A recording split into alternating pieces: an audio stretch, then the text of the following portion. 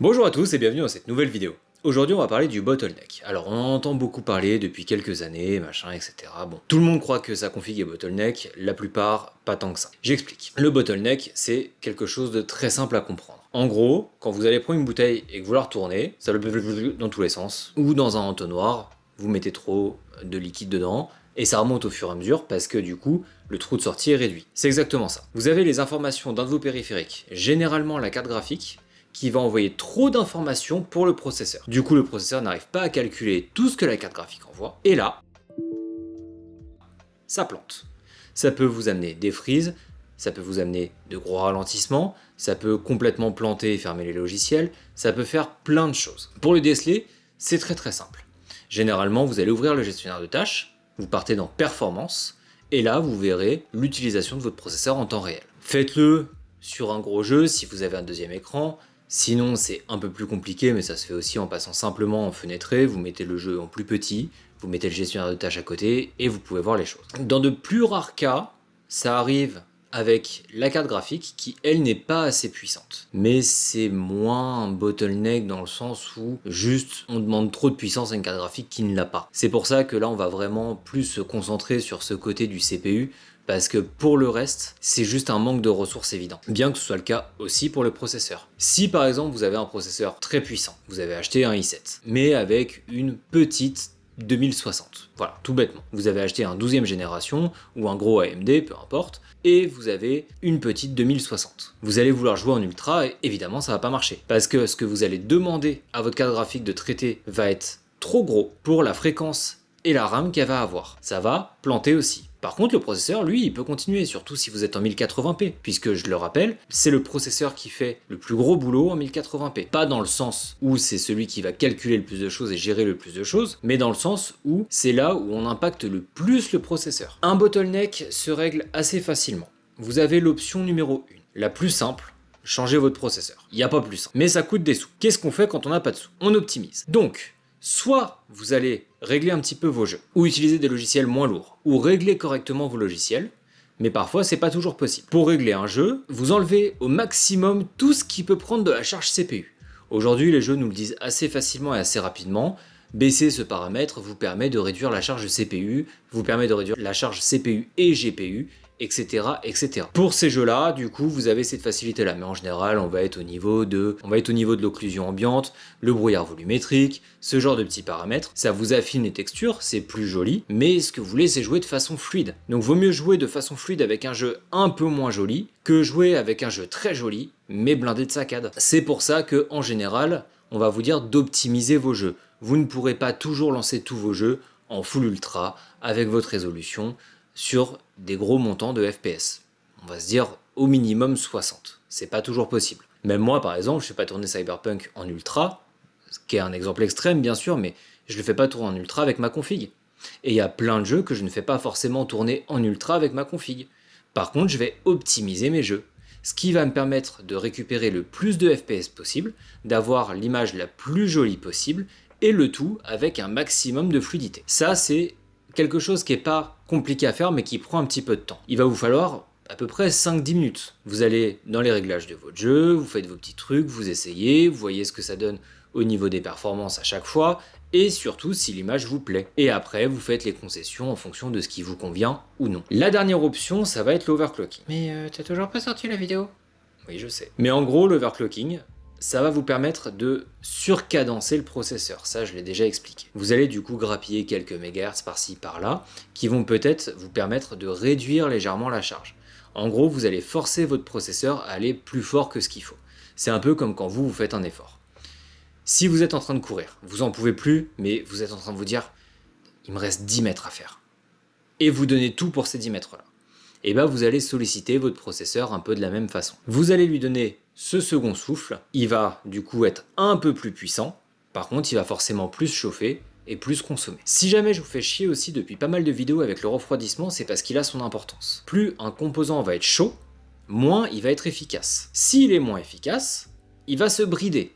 S'il se bride, vous pouvez arriver à un bottleneck. Parce que au lieu d'avoir la puissance totale de votre périphérique, comme il va être moins puissant, il va faire moins de calculs, du coup, ça bloque. C'est pour ça que je vous dis, le refroidissement vraiment est ultra important. Faites bien attention au boîtier que vous prenez, faites bien attention à tout ce que vous faites pour que le refroidissement soit le plus maximisé possible dans votre boîtier. Mais surtout, là où ça va être très important, soyez cohérent sur ce que vous achetez. Allez pas prendre un i7 et une 2060. Et j'ai pris cet exemple-là plus tôt exprès pour ça.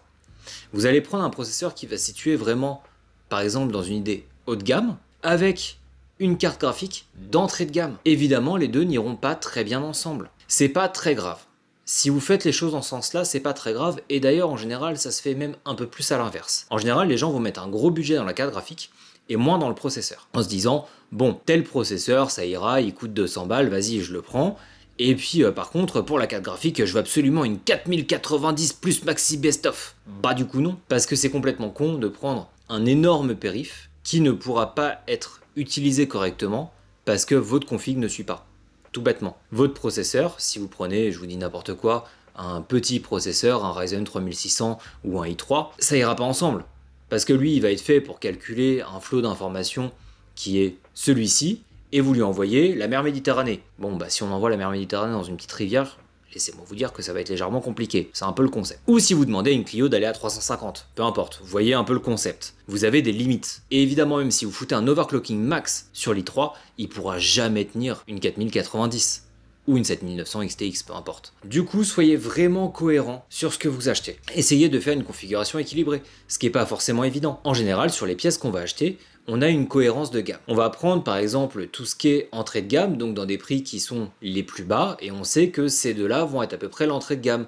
Quand on sait que ça va être les prix un peu médians qu'on voit sur ces périphériques-là, que c'est un peu plus cher que l'entrée de gamme, voire certaines fois quand même pas mal plus cher, mais quand même moins cher ou nettement moins cher que les plus grosses, on sait qu'on va se situer à peu près au milieu. Du coup, essayez de prendre des choses qui vont à peu près ensemble. Si vous faites du mid-gamme, par exemple, bah dites-vous que vous prenez un i3, un i5 avec une 60, 70, 70 Ti. Vous voyez, je vous conseille peu, en tout cas sur cette génération, les entrées de gamme de chez AMD, parce qu'elles sont pas folles. Honnêtement, rabattez-vous plutôt sur les séries 6000, que vous aurez du coup beaucoup moins cher et qui seront vachement plus intéressantes. Vous pouvez avoir pour le prix d'une 7600 aujourd'hui, une 6800 ou une 6800 XT, ça vaut quand même largement plus le coup. Ne vous dites pas non plus, il me faut absolument ci ou ça. Non. Réfléchissez à l'usage que vous en avez. Si vous faites que jouer, entrée de gamme, début du milieu de gamme, c'est largement suffisant. Si vous jouez et streamez, entrée du milieu de gamme, ça va. Tout ce qui est moyenne gamme, vous pouvez y aller sans problème. Début du haut de gamme, ça vous sera pas forcément complètement utile, mais ça peut. Si vous êtes professionnel, créateur de contenu, qu'est-ce que vous foutez là? Salut à vous, hein, mais qu'est-ce que vous foutez là? Là, ça devient intéressant parce que en tant que créateur de contenu, on va utiliser des logiciels qui sont très lourds, surtout pour le montage. On va avoir aussi un petit peu toutes les problématiques si on va faire du stream ou ce genre de choses. Très rapidement, ça peut quand même consommer pas mal de ressources. Si on veut pouvoir vous envoyer un flux vidéo qui va être constant, qui va être fluide, qui va être nickel carré avec une très belle image et tout ce qu'on veut, évidemment, ça prend beaucoup de ressources sur le processeur aussi, et sur la carte graphique, mais c'est encore un autre truc et on va en parler un peu après. Mais sur le processeur, ça bouffe quand même déjà pas mal. Donc, on va avoir tendance à aller vraiment un peu plus sur le haut de gamme. On va attaquer tout ce qui est i7, tout ce qui est gros Ryzen, on va vraiment attaquer ça parce que nous, on va avoir un intérêt. Vous pouvez l'avoir aussi, je dis pas le contraire, mais c'est plus rare. Si vous faites de la modélisation 3D, si vous faites de la musique, si vous faites ces choses-là, c'est aussi ce qu'on appelle une utilisation professionnelle, encore une fois. Donc c'est pas parce que vous n'êtes pas un joueur de jeux vidéo que vous ne pouvez pas prendre ces composants-là. Aujourd'hui, ils sont vraiment mis sur l'axe jeux vidéo parce que c'est ce qui va vendre le plus. Mais évidemment, on va retrouver des gammes qui à la base étaient uniquement professionnelles dans les gammes de jeux vidéo. C'est exactement le cas avec la gamme i9 et avec les 4090. À la base, c'est pas des séries qui sont faites pour les jeux vidéo. Les deux choses importantes à retenir, ça va être la cohérence quand vous allez faire votre config et ça va être le refroidissement. Ne prenez pas un boîtier qui va être très peu refroidi. Et c'est typiquement un mauvais exemple qu'il y a derrière moi. C'est un très beau boîtier, mais c'est loin d'être le mieux refroidi. On va privilégier du coup pour le refroidissement au niveau du boîtier tout ce qui va être mèche. Ça va énormément aider à fluidifier au maximum tout l'air qui va entrer et sortir du boîtier. On va au maximum aussi pousser le refroidissement, faire une courbe de ventilation.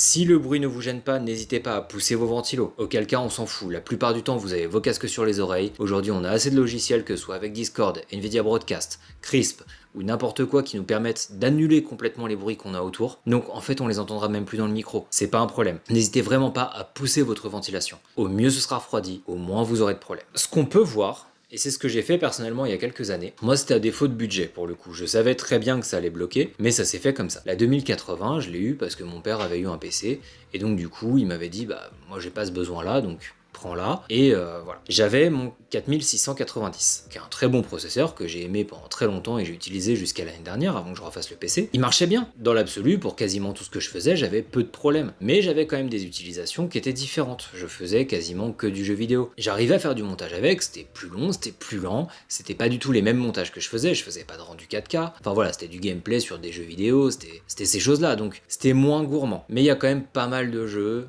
où j'avais de plus en plus de mal. Et évidemment, la puissance d'une 2080 avec ce processeur-là, il n'arrivait pas à tout suivre. Vraiment, il n'arrivait pas à tout suivre. C'était des choses qui étaient très compliquées pour lui. Et j'avais beaucoup de moments où il me disait, bon, frérot, tranquille, ne faites pas une upgrade trop énorme d'un coup. Ne prenez pas la dernière carte graphique si vous avez un processeur qui date d'il y a longtemps et qui, en plus, était un peu faible. Si vous aviez un gros processeur il y a quelques années, évidemment, on peut se dire, bon, on peut le faire. Mais faites quand même attention. Parce que vraiment, très rapidement, un nouveau composant va demander beaucoup de choses à un processeur qui n'est pas capable de les encaisser. En plus de ça, la norme de votre carte mère, par rapport à celle de votre carte graphique, aura sûrement changé aussi. Si vous mettez une carte graphique PCIe 4, PCIe 5, dans une carte mère PCIe 3, elle aura pas toute sa puissance non plus. Donc vous allez déjà elle-même la brider par rapport à ça. Parce que, encore une fois, elle va envoyer ça de données, et il y a que ça qui vont passer. Et au final, votre processeur pourra traiter ça peut-être. Donc vous voyez, de ça, on arrive à ça. Vous aurez pas forcément un gain qui va être substantiel par rapport au prix que vous avez mis dans le nouveau périphérique que vous avez. Parfois, ça peut être intéressant d'attendre un petit peu plus longtemps, ou d'attendre des promos, et là, vous pouvez faire une upgrade plus globale si votre matériel est trop vieillissant. Ou alors vous rabattre peut-être sur quelque chose de moins élevé en termes de périphérique d'augmentation pour vous laisser le temps d'avoir le budget. Je ne conseille pas forcément cette deuxième option, je comprends que pour certains ce soit vraiment important, etc. Mais parfois, attendez juste un peu plus longtemps. Je sais que c'est compliqué, je dis pas que c'est facile, très loin de là, mais parfois attendez peut-être un peu plus longtemps, soit pour tout racheter mais d'une génération avant. Là par exemple, on va voir la 15e qui va sortir, on va voir les 5000 qui vont sortir, rien vous empêche à ce moment-là d'acheter un 12000 et une génération 3000. Vous voyez, c'est faisable, et du coup, en passant aussi par ce marché de l'occasion, vous pouvez faire de très bonnes upgrades à moindre coût. Vous aurez peut-être pas forcément les dernières techno, mais est-ce que vous en avez réellement besoin ? C'est la question à vous poser à chaque fois. Il faut bien se dire que on a plein de choses super qui arrivent et qui sont hyper novatrices avec le temps, mais est-ce qu'on a vraiment besoin à chaque fois en tant que consommateur de cette nouveauté ? Pour le DLSS 3, c'est un peu différent, parce que oui, il peut être intéressant pour beaucoup de jeux. Moi qui suis un gigantesque fan de Cyberpunk, évidemment je rêve d'avoir une série 4000 pour pouvoir faire tourner Cyberpunk à fond, mais à fond de balle, et profiter de toutes les technos. Ce que je peux pas faire aujourd'hui. Mais finalement, l'intérêt est sur un seul jeu pour moi. Là tout de suite. Ça justifie pas forcément, si je m'arrête que au côté jeux vidéo, ça justifie pas forcément que j'aille mettre 2000 € dans une carte graphique. Comme je vous disais, c'est pas un chapitre qui est très long, parce que au global, les choses se règlent assez facilement, même si c'est chiant à régler. Mais ça reste simple dans l'ensemble. J'espère que ça vous aura aidé. N'hésitez pas à vous abonner, vous pouvez mettre un pouce bleu, un commentaire, ça m'aide énormément. Vous partagez la vidéo, ça m'aide encore plus. Genre, hé, regarde l'autre là, il fait des trucs, c'est cool. Et franchement, ça fait plaisir. Et on se dit à bientôt pour la prochaine vidéo. Salut!